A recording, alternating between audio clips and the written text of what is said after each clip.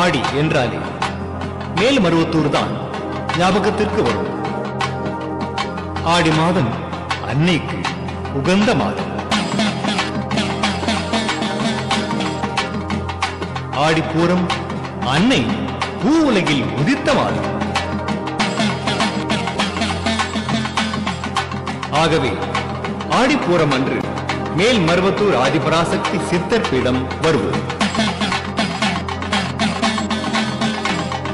கஞ்சி சுமந்து வருவோம்.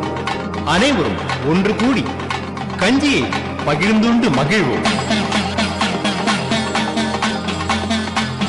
தானாய் எழுந்தருளிய சுயம்பு அன்னைக்கு நம் கைகளால் பால் அபிஷேகம் செய்வோம். அன்னை அருள் பெறுவோம்.